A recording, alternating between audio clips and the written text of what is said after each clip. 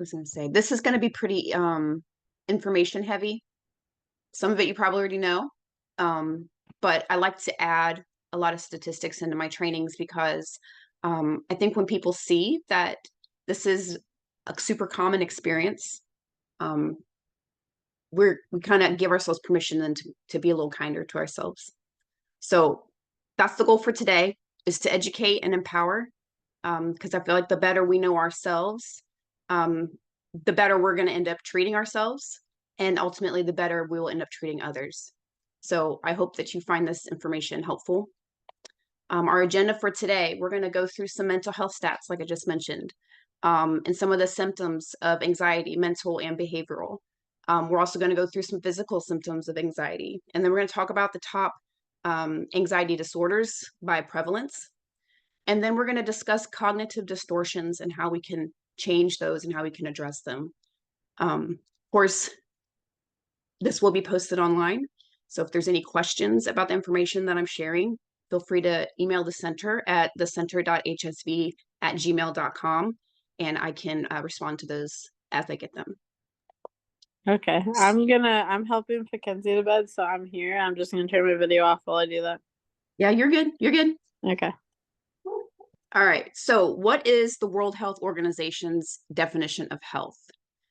They say that health is a state of complete physical, mental, and social well-being. So it's not just the absence of disease or infirmity, okay? It is a multifaceted thing.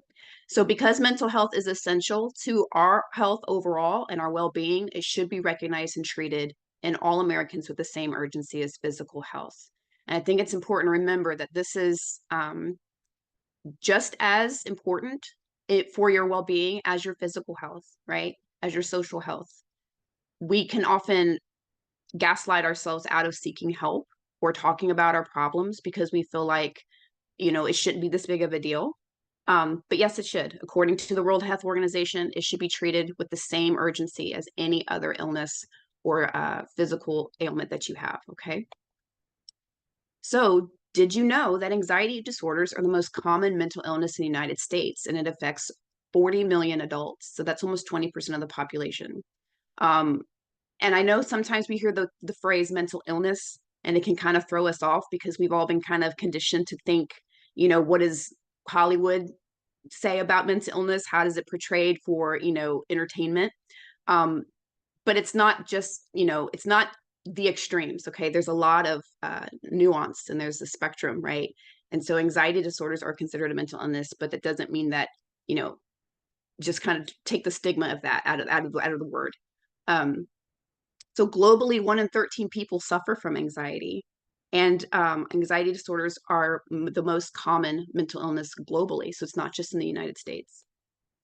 So I'll just go through these stats real quickly. The annual prevalence among US adults, anxiety disorders, 48 million people. Major depressive episode, 21 million people. PTSD, 9 million people. So you can see here, there's a large chunk of the population who have experienced um, anxiety disorders, depression, things like that. So again, I hope that this information is allowing you to see that you're not alone. There's a lot of research out there for treatments. And so if it's something that you're struggling with, it's definitely something that can be addressed if you reach out. So what are the behavior symptoms and mental symptoms of anxiety? So this is not an exhaustive list. These are just the common ones that people report or that have been observed through professionals. So obsessive thoughts, so just something that you can't turn off, right? Just kind of a sticky thought that just goes over and over and over in your mind. Reactions that are disproportional to the triggering fear. So maybe, it might not have really been a big scare or a big stress, but your reaction to it was over the top. Or even minimal, I guess, sometimes depending on what your disorder is. Restlessness, trouble with memory and focusing, anger, irritability, aggression, having a hard time sleeping or staying asleep, or maybe having nightmares, having uncontrollable feelings of panic or fear, or even just a lot of apprehension can be a sign of anxiety. And ritualistic behaviors like repeated questions. I have a kiddo where if they're nervous about going somewhere, they'll ask me the same question over and over and over again days prior to the event. And so I can definitely attest that that is definitely a symptom of anxiety. Some physical symptoms. So we don't just feel this in our hearts or in our minds. We definitely feel it in our bodies. The first sign there is a racing heart or heart palpitations. Maybe you're starting to tremble, hot flashes, headaches, or migraines. Urinating frequently, surprisingly enough. Shortness of breath, nausea, having a lot of muscle tension. Maybe you're sweating a little bit more than you used to, cold or sweaty hands, or dry mouth. And again, those aren't the only symptoms you might experience, but those are the most common. So we're going to talk about some of the more prevalent or most diagnosed anxiety disorders. The first one is generalized anxiety disorder. So that's 68 million adults are affected by generalized anxiety disorder. So ask yourself these questions. Do you often find yourself worrying about everyday issues for no obvious reason? Are you always waiting for disaster to strike or excessively worried about things? So generalized anxiety disorder can make everyday life feel like you're always, a target, or you're always going to worry about something. You're always afraid of something, because you're just generally anxious about everything, right? That's what they call it, generalized anxiety. Um, so some more symptoms are: do you worry excessively about everyday things? Have trouble controlling your worries or feelings of nervousness? Maybe you think you worry more than you should, or feeling restless. You have a really hard time relaxing or have a hard time concentrating. Um, these are all signs of general anxiety disorder. So if sounds like you, I hope you take note that that is you and also almost 7 million other people. I already Okay. have the diagnosis, so very much, and yes. Yes.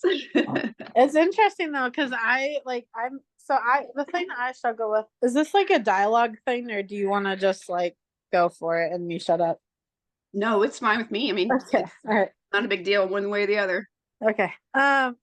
So for me, like I really struggle with like which symptom is which. Like I was even talking to my Mhm. therapist about this week because I was like, I told her I was like, I feel like I want to get like a full battery of psychological testing just so that I know like where my symptoms are coming from and like what it is. Like, is this anxiety or is this diabetes? Like you said, the Right.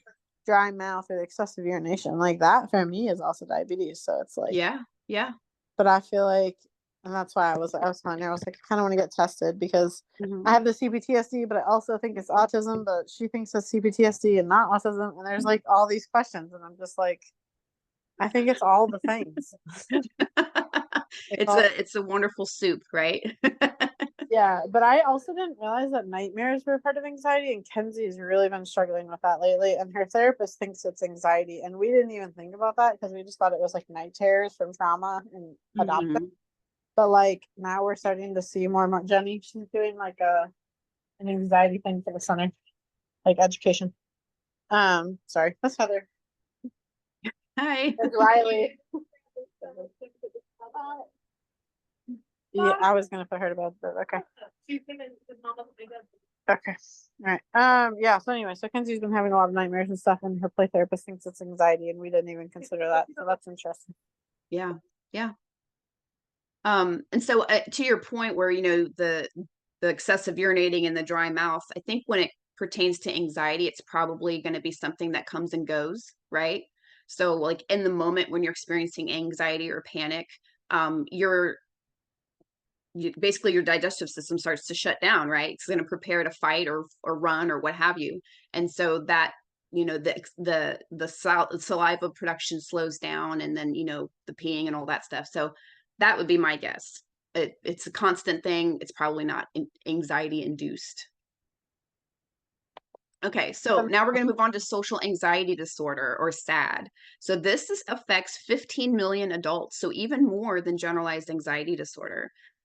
So here's a few questions you can ask yourself. Are you afraid of being judged by others? Are you self-conscious in everyday social situations? Does doing everyday things like eating or drinking in front of other people or using a public restroom cause you anxiety or fear? Because you might think you're going to be humiliated, judged, or rejected. So social anxiety disorder is different in that it's really about how are other people going to see me?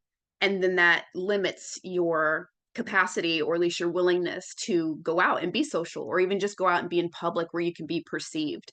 And this is really beyond the person's control.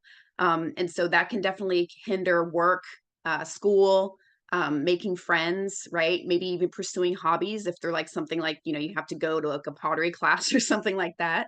And so people with this disorder will worry about anything social, um, typically weeks before it even is the thing, right? So like maybe you're invited to a wedding in 6 months, and as the days get closer and closer, your anxiety intensifies and gets worse and worse and worse, because you're afraid, I'm going to go to this space and I'm going to be rejected, or I'm going to be humiliated, or I'm going to be judged. That's what social anxiety disorder is. And again, 15 million adults in the United States. So if this is you, you're not alone.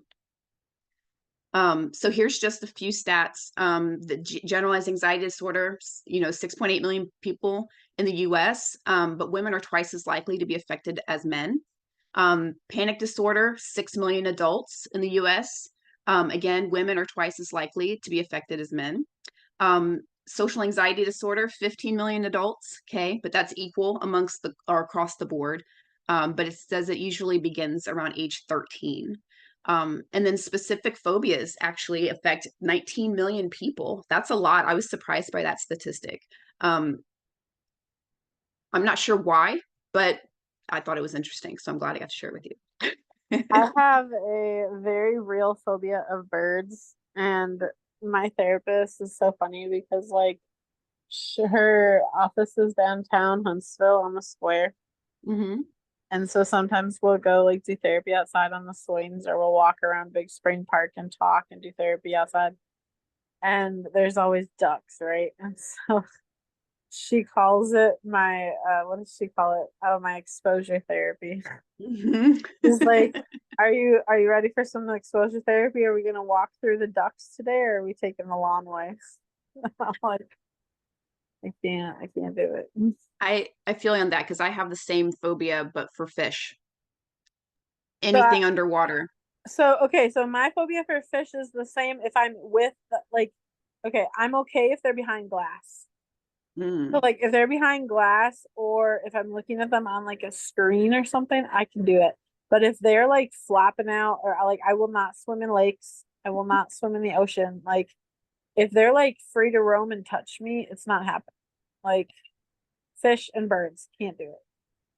Yeah, mine is I don't think I've been to an aquarium since I was like in the 5th grade because I ran out of it. It's freaked me out. Like I'll have nightmares about fish, and I'll like I watched Free Willy in somebody's basement, and it was like dark, and it gave me nightmares, like literally. So but I did Well, do I exposure feel therapy on myself. that. I feel that with birds, but I can do aquariums with fish as long as they're behind glass and I know they can't touch me. Yes. All right, so now we're going to get into the part about cognitive distortions. So a distorted thought, it's really just an exaggerated pattern of thought that's not based in facts. So of course, our minds are constantly seeking patterns. It's our survival mechanism. It's how we evolved to be aware of our surroundings and to kind of be able to predict the future in a way. And so our brains are always making patterns, and that includes the stories we tell ourselves, right? And so sometimes the stories we tell ourselves are very, very loud, and they're very, very rooted, but they are not based on any fact. Okay. And so that's obviously going to lead you to view things more negatively than they really are if you're always having these negative thoughts or this distorted thinking going in the background or even in the foreground of your mind.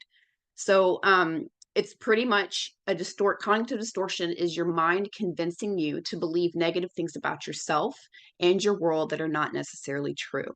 So of course, if we let those thoughts play out over and over again for too long, it can definitely negatively impact our mental health. So that's why it's important to know what they are so that you can recognize them when they come. And then I can give you some tips at the end here on how to actually kind of train your brain to stop being so mean to you. Okay. All right. So I'm going to go through some examples. So does this sound familiar to you? It's performance review time at your company, and your manager compliments your hard work several times. In the end, they make one improvement suggestion, and then you leave the meeting feeling miserable and dwell on that one suggestion all day long. Okay. That is what we call filtering. So mental filtering is draining and straining all the positives out of a situation and dwelling on the negatives. So your boss gives you many compliments, but he tells you one improvement, and all of a sudden, oh, I did a crappy job, right? He hates me, I'm going to get fired, whatever. But you just keep thinking about that one comment that he made. So even if there's more positive things, the negatives, you're still going to focus on the negative exclusively. And keep in mind, we all have cognitive distortions from time to time. Okay. You don't have to have a diagnosis or mental health issues or anything like that. This is just the stories we tell ourselves, right? And we all experience them at some point. It's just sometimes we get stuck and we don't realize we're stuck. So this next one is called, or sorry, here's the next example. So your coworker was a saint until she ate your sandwich, and now you cannot stand her. Or you got a B on your last test. So now you failed at being a good student despite getting only A's before that. So this is what we call polarization or all or nothing thinking. So that is basically saying it's either this or it's that, right? It's black and white. If I didn't win, I failed, right? And so that's really going to get you in a spot where you're going to be having really unrealistic standards for yourself and for other people, and that can really mess up your motivation, and it can kind of mess up your relationships sometimes. But black or white thoughts, they'll essentially set you up for failure, right? Because you're not acknowledging the nuance, you're not acknowledging the gray, and so it can be very derailing in a lot of situations. All right, next example. You speak up at a team meeting and your suggestions aren't included in the project. You leave the meeting thinking, I ruined my chances for a promotion. I never say the right thing. So this is what we call overgeneralization. Okay, so that's when we take an isolated negative event and we turn it into a never-ending pattern of loss and defeat. Okay, so I never say the right thing. Okay, maybe you don't say the right thing all the time, but you never say the right thing, right? You see the difference? So we're using words like always, never, everything, nothing, and that's a frequent going on in your train of thought. So that's going to manifest in your thoughts about the world and its events. Okay, so if you, I'll use myself as an example. I live in a house where there's a lot of people because I have a large family, and the trash needs to be taken out a lot. And it seems like every time I go to throw something away, the trash is full. And I feel like I always take out the trash. No one else ever takes out the trash, right? But in reality, that's probably not true, because if that were the case, we would probably have a lot more trash in our house because I don't take it out that often. But to me, in the moment when I'm in those cognitive distortions, I believe that. I believe I'm the only one doing it. And so then I start to get resentful, and then I start to get frustrated, and then maybe I start snapping at the kids, right? All because of that distorted thought. So we all do it, but we don't always recognize when we're doing it. And when we get caught in those patterns, we can start to look around and see all that the world owes us now because you've been giving so much and no one else has ever, right? So it can be very, again, it can be very derailing as well. Okay, next example. Your partner comes home looking serious. Instead of asking how they are, you immediately assume that they're mad at you. I think we've all done this, right? So, of course, you keep your distance, but in reality, your partner just had a bad day at work. So, this is what we call jumping to conclusions, right? So, we interpret an event or situation negatively without any evidence to support it. Okay. And I'm then we're reacting to our assumptions. What'd you say? but I am the president at this. So then we react to the assumption, right? And I think this is very common. And I'm not accusing you, Jaylee, obviously, but I think it's common in people who are people pleasers because you're looking for ways to make sure you're not displeasing someone you care about. So it's Yep. almost like you're hyper tuned to somebody else's moods and somebody else's needs. And it's like that can lead you to read into things, right? Because you're not having the conversation with them. You're just picking up on the pattern that has been created in your mind of what that behavior looks like or what does it mean to you, right? So then you immediately start to make those conclusions. So they must be mad at me, right? Um, so I yeah, do that that to Jess all the time. I'll be like, "Are you okay?" She's like, "Shut the fuck up." yeah, so that's called jumping to conclusions, okay? All right, the next one. What if my alarm doesn't go off? What if then I'm late for the important meeting? What if I get fired after I've worked so hard for this job? Okay, all those what if questions. That's what we call catastrophizing. Okay, so that's related to jumping to conclusions. But it's often going to come with like a what, they're often going to be what if questions, right? What if they didn't call because he got in an accident? Or what if she didn't arrive because she really didn't want to spend time with me, right? So we might have several questions to follow the response of one event. So no matter how improbable it is, we're going to jump to the worst possible conclusion in every scenario, right?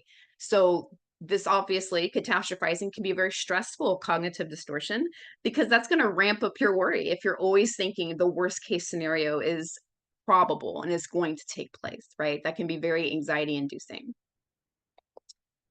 All right, next one. You get irritated with a loved one and think to yourself, I should never feel that way ever. Okay. So this is when we start talking about shoulds. Okay. So that is a cognitive distortion that gives you, well, the definition says subjective ironclad rules that you set for yourself and others without considering the specifics of a circumstance. So you tell yourself that things should be a certain way with no exceptions. Okay. So if you're always saying like, I should be better, I should make my bed every day, I should feel happy about this, or I shouldn't be so upset about this, right? Um, that's gonna that's a cognitive distortion, right? That's gonna lead you into a pattern of feeling down and low self-esteem and feeling frustrated and feeling anxiety, right? Because you're never gonna meet that standard that you set for yourself. And again, shoulds prevent you from really expanding your perception of what's real, right? And experiencing those shades of gray and not feeling shame.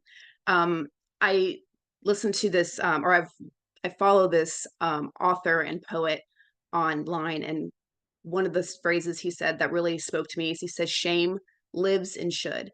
And so, if we're always thinking about what we should be, we're always going to feel kind of a little bit of ashamed of what we are currently.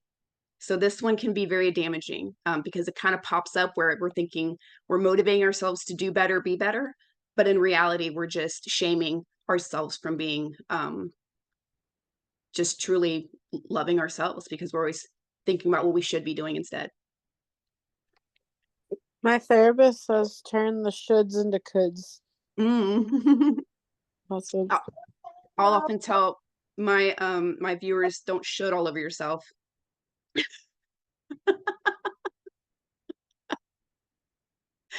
Okay. All right. So here's the next one. You may firmly believe that something bad will happen today because you woke up feeling anxious. Okay. So that's kind of like that dread that just kind of taps you on your shoulder and wakes you up in the morning, right? This is what we call emotional reasoning. So that's when we believe that the way we feel is a reflection of reality. Now, this isn't to say that it's not, oftentimes our feelings are always valid. But if you think of like, well, I feel this way about it, so it must be a fact, that's what defines this distortion. So it could also lead you to believe future events depend on how you feel, right? And you might also assess random situations based on your emotional reaction. So you can see kind of how some of these distortions are kind of go hand in hand with others, right? Because I can feel like that emotional reason can also be tied to jumping to conclusions or mind reading, right? We think somebody's upset with us because we feel guilty, even though we didn't do anything wrong. Okay. If you feel like well, I think being guilty is example enough because I think we all feel guilty for nothing sometimes, especially if you're a parent. You just have that parent guilt and it just never goes away for some reason. So, yeah. All right, next one. You bring your loved one a new article of clothing and they don't say thank you. So you just know that they hate it. So, again, that's mind reading. So, that's when you assume you know what someone else is thinking and you don't have any evidence to prove that that's what they're thinking. Okay. And you might also assume that others are thinking negatively about you, right? Notice these distortions, they're never positive, right? This isn't about being delusional and everything is, you're the main character, right? This is everything that these distortions are telling you are going to be knocking you down and being negative. Okay. So the best thing to do is to consider all the evidence and not just the evidence that confirms your suspicions or your beliefs. Okay. And then the last example, you want your loved one to smile and hug you when you come to see them, despite they've never been very emotional or affectionate. So every time you see them, you let them know that you're upset that they're not smiling and hugging you. So eventually, they'll change their ways and want to hug and kiss you upon arrival. So this is what we call the fallacy of change, and we expect other people to change their ways to suit your own expectations or needs, particularly when you pressure them enough. So it's almost like you're not meeting them where they are, and you're hoping that they will change who they are to fit where you are. Sometimes, I'm not saying this is against like compromise and whatnot, but this is where you're expecting someone to behave in a way that they've never behaved before. That's a distortion. So how do we change these cognitive distortions? And there's hundreds of these. I just picked out a few that were the most common. Um, well, we got to identify it, right? That's why I went through that whole list, because if you don't know what they are, they're going to be harder to find, right? So when you realize that you have a thought that's causing you anxiety or bringing you down, a good first step is just to see what kind of thought is it? What kind of distorted thinking is taking place? Am I jumping to conclusions? Am I mind reading? Am I catastrophizing? Okay. And then we try to reframe the thought. Okay. So sometimes we have these anxious thoughts and we want to push them away. We want to ignore them. We want to numb them with maybe, healthy or not so healthy coping mechanisms.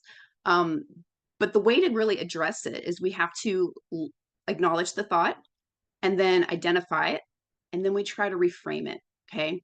So this is where we look for shades of gray or alternate explanations, or objective evidence and positive interpretations to expand our thinking.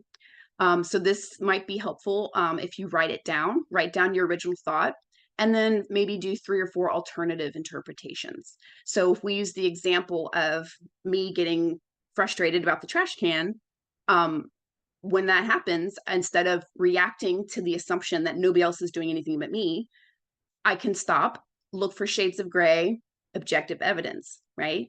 And then I say, okay, it's not that I never take out the trash, but I take it out a lot because we have a big family, right? Now my anxiety and my anger is gone because I changed my perspective of that thought and that event. Okay. But when you're stuck in that loop, that's really hard. It is. And I think that's why writing it down can be helpful, right? Because I always think that if you write something down, at least for me, it gives it a place to live and it's not in my head as much. So it gives me permission to put that thought down if I put it on paper. But then also just seeing it, it can really bring a lot of reality, right? When you make it tangible, it's like now this thought, looking at it in black and white, might not make as much sense as it did in your brain, right? So I'm not sure if you've ever tried that, but that could be one tip, to just try to write it down, and then look at it objectively. I haven't. That's a good idea. I'll try that. All right, so now we can think about performing a cost benefit analysis, or a pro or con, right? So we will often repeat behaviors that deliver some benefit to us. So we might think, what is this benefiting me if I'm torturing myself all the time? Well, we can analyze those thought patterns and see how they've allowed us to cope in the past. So if you have cognitive distortion where it causes you to avoid people or avoid a situation or avoid conflict, that kept you safe in the past, right? So that coping mechanism served its purpose at some point. But sometimes and most time, coping mechanisms, they run their course, right? Especially if these are coping mechanisms or patterns of thought that were developed when we were very young, right? When we were just getting a sense of the world and who we are, and and the people around us. So that's just kind of looking at it in the face, right? And analyzing, okay, so how did this help me in the past? And why does my brain always do this as like their go-to move when I feel anxiety or when I feel stressed? Okay, can I share a nugget of knowledge with this? Sure. Okay, well, I guess not a nugget of knowledge. It's like a quote that helps me. I had a supervisor once and my therapist also confirmed this. Symptoms were once solutions. So like when I'm having like, I don't know, like if I'm having like the anxiety loop and I'm like fixated on like something and just spinning, then like I'll be like, okay, well, I'll give that power because like that was how I would have dealt with it in the past, and that was my solution to my symptom. Yeah. And then like I just remind myself, like something we're working on in therapy, is like similar does not equal same. Right. Yeah. So Yeah. And you find those what two works. things I just keep repeating to myself until I'm like out of it. Yeah. Well, I mean, it's just kind of like you wouldn't wear the same shoes that you wore when you were 10, right? Because you outgrew those. We Right. outgrow our coping mechanisms. We outgrow everything. You know, that's the beauty of the human experience, right? We're always changing and always growing. Um, so yeah, so keeping track of, you know, what is the cost, right? What are the benefits? Maybe these cognitive distortions give us a sense of control in a situation where we feel powerless, right? Maybe it allows us to avoid responsibility or taking responsibility or necessary risks, right? If you think about those distortions that keep you from engaging with other people, that could, you know, prevent you, you know, that prevents you from taking risk, from going out and meeting new people, from putting yourself out there, right? um so it does give you something, even if it's not a good thing for you. There was a reason for it, that there was a reason that it had developed in the first place. Okay, and then the next part of that is also, what is this costing me? Is this costing me a social, you know, a healthy social life? Is this costing me my dream job? Is this costing me making it to the grocery store and back without a panic attack? You know, so it could be, you know, big or small. There's a cost, and so just determining what that cost is can help you um, decide. You know, am I willing to change these distortions so that I can reach the goals that I want to reach, or be free from this thing that I've been up under for so long. And then next, you can consider cognitive behavioral therapy. This has been widely recognized through several studies to be effective. A lot of insurance companies won't even hire you as a therapist unless you know how to do CBT, because they know it works, and so they'll pay for it. But really, it's just talk therapy, where you learn to identify unhealthy thinking patterns, but also interrupt them and change them. So if you're looking for a therapist to do this with you, obviously check their credentials, make sure that they're trained in this. And I would highly suggest it. I've done it with in my work before, and I've done it with myself before, and it is very helpful. It's really just how you think affects how you feel, and how you feel affects how you behave. So once we change the way we think about things, we can change the way we feel about them, and then we can change our behaviors about it. So a simple example would be if you're invited to a party, right? And so you think, I'm not going to have any fun. So you're not going to feel like going. You're going to feel like staying home. And then the behavior is you stay home. But if someone invites you to a party and you think this is going to be fun, then you feel like going. So you're going to go. And then you feel like going. And so then the behavior is that you go. So that's just a simple, it's a triangle. That's why I keep moving my hands like this. Okay. So what else can you do? You can replace absolutes. Okay. This can be very, very difficult, but is incredibly freeing. So once we focus on our thoughts and recognize a pattern, we can consider replacing those patterns, those thoughts, such as always and nothing, with sometimes and this, right? Sometimes I have to take out the trash, right? This time I have to do these things, but it's not always. So again, that we replace those absolutes. Defining yourself and others. So we can label our behavior without labeling ourselves. So we don't want to label ourselves lazy because we didn't clean one day. We can just say, I didn't clean today, right? That one action doesn't have to define you. And I think I've done this to myself over and over and over again, right? Where I miss I start some plan, or I set some goal, and then I fall off the habit, right? It doesn't work anymore. And then I think, oh, you know, and then I label myself, you know, a myriad of different words. We all do it, but it's, do we catch it when we're doing it? And are we doing it to a point that it's disrupting our lives being what we would like them to be?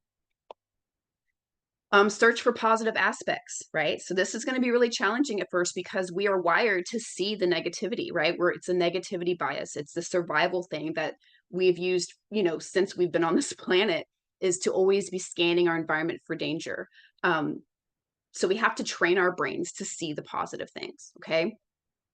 So if we can find at least 3 positive examples in any situation, just try to make that a habit.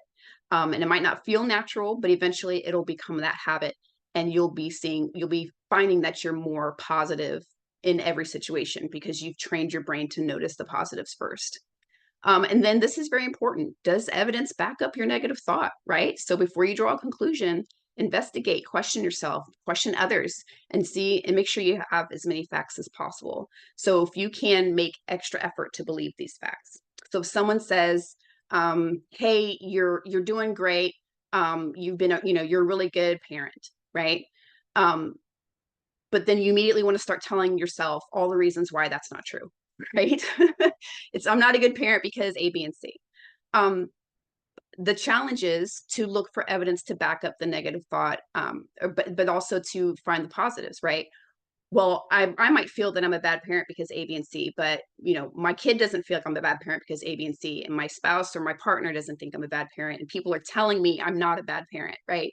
So you have evidence to back up um, the opposite of that negative thought. All right. What else can you do? Write down your thoughts. So writing down your emotions, writing about your anxiety, that reduces the intensity of it. Like I said, it just kind of gives you a place for those thoughts to land, so they're not as intense. I'll often use the illustration of like when I have like a sticky anxiety type thought. It's like someone throws a bouncy ball in an empty room and it's just banging all over the place. And it's just one ball in there, but it sounds like a million, right? So if I put it on paper, it's not bouncing around in my brain anymore. Getting them out of your head and down on paper will help you feel calmer and less stressed. And again, it can give you a way to really analyze those thoughts. Where are they coming from? Why do I feel this way? How does this benefit me in the past and it's not serving me now? Okay. Introspection takes practice, but it is the way that we grow past these distortions. So some benefits of journaling. Writing out our thoughts can help us connect the dots and come up with solutions that maybe we didn't think of or we wouldn't have thought of otherwise. So write about what's going on, and it could help you find creative solutions, especially if you're in an argument with somebody else, right? um, it can make problem solving easier. So it can make it easier because you start to notice those patterns, and it also gives you the ability to spot things that could be improved, simplified, or maybe even eliminated, right, to make things run a little bit more smoothly. Um, it can help you to really think about somebody else's perspective and your own perspective if you write it down. Again, it's just kind of having it on paper in black and white can make things seem a lot less intense and a lot less scary. And then, of course, gratitude practice and positivity. We kind of touched on that earlier, but just trying to find the positives and being grateful. There's always something that you can be grateful for. I know that sounds cheesy, but it's really true. But of course, it doesn't mean that you only see the positive and you ignore negative feelings. I will never tell you to ignore your feelings. But it doesn't mean, and it doesn't mean that you're supposed to be thankful no matter what is going on in your life, right? Because sometimes life be life and it's really hard to find gratitude, but it's just about noticing that there's always something positive. Even if it's just, I have a roof over my head, or I have food in my belly, or I have people who care about me, or I have air in my lungs, right? It could be, there's always something that you could be grateful for. But it does take practice. That's what they call it, a gratitude practice. It's not an easy overnight fix. I've been practicing gratitude for about 5 years now, like intensely, like and intentionally. And it does definitely change the way that my brain interprets the data that it's receiving. So talk nice to yourself, right? We often will discredit the power of positive self-talk. However, we are inundated with the power of negative self-talk every day, and we don't even bat an eye. But talk to yourself the way you would talk to someone that you love, right? Think about the person who loves you the most and try to see yourself through their eyes. That can be incredibly empowering. Um, don't, don't be mean to yourself. Don't be your own bully, right? When you start to think negatively about yourself, hit it with the positive, right? Go be nice to yourself. And acknowledging your strengths. I think we all have strengths. And I think maybe sometimes we forget that strengths doesn't necessarily have to be like you don't have to be like the leader of a Fortune 500 company, or you don't have to, whatever people think are strong. I don't know, pay attention to people, but we all have strengths. And here's just some examples of something that you could write down for yourself. Do you have wisdom? Are you artistic? Are you empathetic? Are you honest? Do you love learning? Right? So these are some, you probably wouldn't think about these things as strengths, but they are, right? What makes you you? What are you good at? What do you enjoy? What do you love? What's your delight? Right? How do you treat other people? Those are all strengths. And we acknowledge our strengths. It can help us to overcome struggles, especially when we think about, well, how did I get past this hard time that one time, right? Think about a time that you were able to overcome. What strengths did you use during that? Was it your resilience? Was it your common sense? Was it your self-control? Was it your kindness? right? So we all have strengths. So I encourage you to find yours. And that is the end of my information today. So I will stop my share and the recording.